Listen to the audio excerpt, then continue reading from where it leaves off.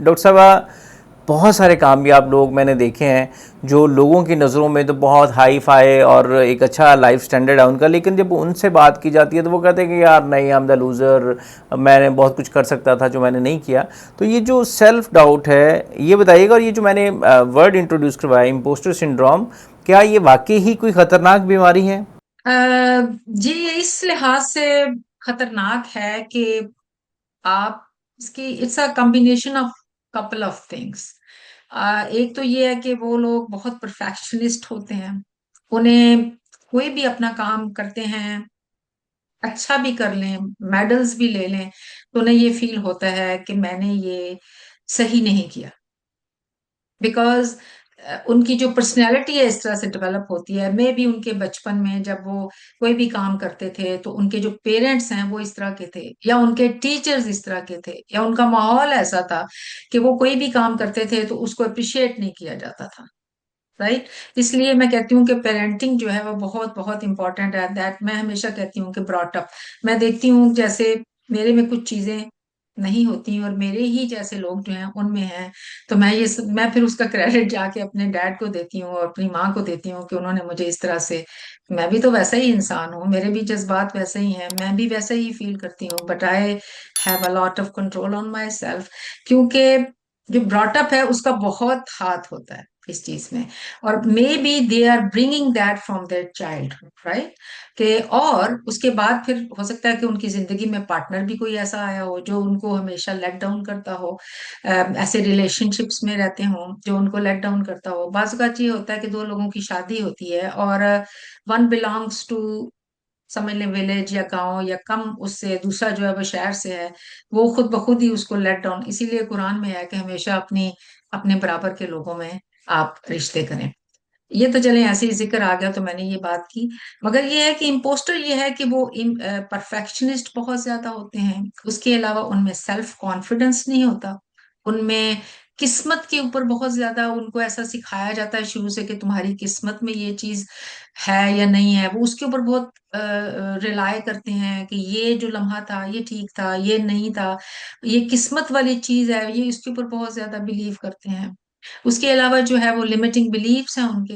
तो इस सब के इट्स अ, मेरे पास देखें ऐसे केसेस आते हैं। मैं बल्कि इसके ऊपर एक मैंने वीडियो बनाई थी कि मैं जो इंटरवेंशन बाजुकात जो ब्रेक थ्रू करती हूँ उसके उसका तकरीबन 5-6 दिन लगते हैं। उसके मैं $5,000 चार्ज करती हूँ यहाँ पर। उसमें यही है कि when persons windshield needs biggest cleaning, तो हम जाते हैं जी, शुरू से बचपन से शुरू करते हैं। अपनी टाइमलाइन में बैक आप ट्रैवल करते हैं। इमेजिन करते हैं, आप जाते हैं उन इवेंट्स में जहां जहां आपका कॉन्फिडेंस जो है वो कॉम्प्रोमाइज हुआ। हम उसको क्लीन करते हैं, हम कहते हैं यहाँ से लर्न करो और वापस आओ। बात यह है कि ये जो सिंड्रोम है ये यही है। और देखिए, अल्लाह ताला ने हमें पूरा चार्ज दिया ना। वी आर अशरफुल मखलूकात। Impossible is the word which is found in the dictionary of fools. We are humans. अल्लाह ने हमें अशरफुल मखलूकात बनाया है। हम जिंदगी में कुछ भी चेंज कर सकते हैं। यू कैन अपना स्टेट ऑफ माइंड चेंज करें, एवरीथिंग इज पॉसिबल। डॉक्टर साहब, मेरा मेरा एक दोस्त है, वो थोड़ा सा हम्बल बैकग्राउंड है उसका। तो उसको ना एक बीमारी होगी, तो वो बड़ा परेशान था। मैंने कहा क्या हुआ? कहता है यार मैं बंदा तो गरीब हूँ, बीमारी मुझे अमीरों वाली हो गई है। मैंने कहा यार ये कौन सी बीमारी होती है अमीरों वाली? कहता है यार मुझे ना ब्रेन ट्यूमर हो गया है। तो मैं क्या, बीमारी का अमीर और गरीब के साथ क्या ताल्लुक? कहते नहीं, कुछ चीज़ें होती हैं वो देखने में लगती हैं कि ये अमीरों वाली हैं, तो कुछ चीज़ होती हैं वो देखने में लगता है कि यार ये गरीबों वाली बीमारी है। तो या अगर हम इसकी इम्पोस्टर सिंड्रोम की बात करें, तो क्या ये ज़हीन और अमीर लोगों का फिनोमिना है, या ये जो कम ज़हीन लोग हैं या कम या लोग हैं उनके लिए भी ये बीमारी, उनको भी ये इस तरह का वहमा हो सकता है? हर किसी को हो सकता है। इंसान तो सब बराबर है ना। इंसान तो सब बराबर है। मगर देखिए, जो बहुत बड़े बड़े बिजनेस पीपल हैं या जो बहुत कामयाबी हासिल कर लेते हैं, इतनी दौड़ लगा चुके होते हैं कि उनकी वो भूख नहीं खत्म होती। ये उसमें भी आ जाता है, ये सिंड्रोम उसमें भी आ जाती है। Because they are never satisfied. I did video today के हैप्पीनेस जो है, आप हैप्पीनेस की तलाश में रहते हैं कि मुझे खुशी मिलेगी अगर मैं ये बन जाऊंगा, मुझे खुशी मिलेगी अगर मैं ये वाला गोल हासिल करूं, मैंने घर बना लूंगा ऐसा। नहीं, खुशी हर लिमिट, हर मोमेंट में है भाई। एंजॉय करो, एंजॉय करो छोटी छोटी चीजें। डॉक्टर साहब भाई, इसको कुछ लोग रिलेट कर लेते हैं हम्बलनेस के साथ, आजिज़ी के साथ, कि अगर उनकी कोई तारीफ़ की जाती है कि आप बड़े कामयाब हैं या आपने ये बहुत अच्छा काम किया, तो लोग उसको कहते हैं नहीं नहीं नहीं नहीं, ये ऐसा नहीं हो जी, ये बस अब, है जी, हो गया जी, मैं तो कुछ नहीं था जी। तो ये जो चीज़ है, एक आजिज़ी के साथ इसको जोड़ा जा सकता है कि या ये वाकई ही एक यानी कि डिसऑर्डर है? देखिए, आजिज़ी में और इस डिजीज में फर्क है ना। आजिज़ी तो हर इंसान को करनी चाहिए, like okay say thank you, and some people go above and beyond and say no, ये अल्लाह का करम है। मैं हमेशा ये कहती हूँ कि ये सब तेरा करम है मौला, के बाद तब तक बनी हुई है। तो बात ये है कि अल्लाह का शुक्र अदा करना या कहना कि नहीं नहीं आजिज़ी करनी, इट्स अ गुड थिंग।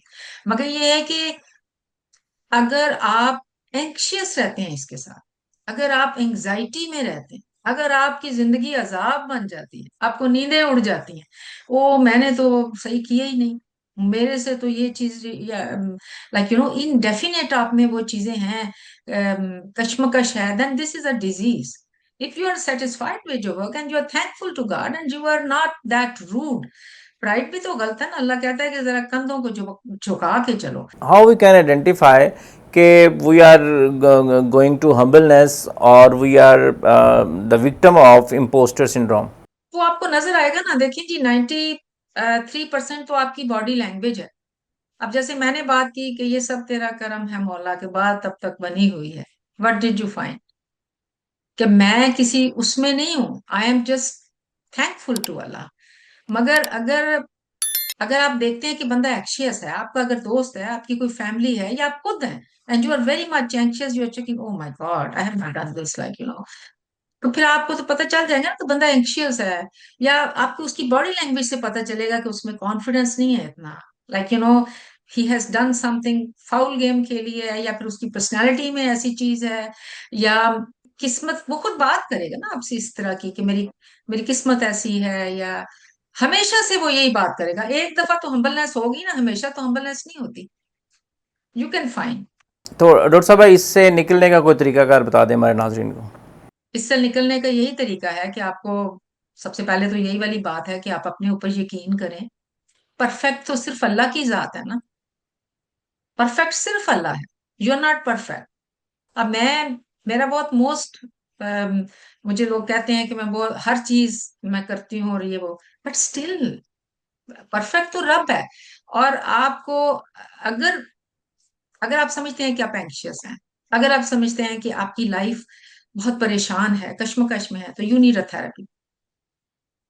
अगर आपको सुकून नहीं है, आप अच्छा काम भी कर रहे हैं, आप मेडल्स भी ले रहे हैं, आप कामयाब भी हैं लाइफ में, फिर there is something there that we need to clean. Otherwise, if you are willing, if you are aware of it by yourself, you can help yourself as well. Why not? You can. अगर आप parent हैं और आपका बच्चा ऐसा कर रहा है, तो आप अपने बच्चे को डिफरेंट वे में उसको ट्रीट करें। अगर आप बिजनेसमैन हैं और आपको सेटिस्फेक्शन नहीं हो रही है, आप समझते हैं कि हमेशा ही आप हर मामले में कहते हैं कि मैं गलत हूं, तो इट मीन्स कि समथिंग इज रॉन्ग समवेयर। आप गलत ही हैं। चले। तो आपको आपको आपको वो फिर सोचना है ना। तो बंदे को खुद ही पता होता है। मैं कहती हूँ बंदा खुद अपना डॉक्टर है। अगर थोड़ा सा ध्यान कर ले ना, अपने अंदर झांक ले, अपने आप से मुलाकात कर ले, बड़ी बात है।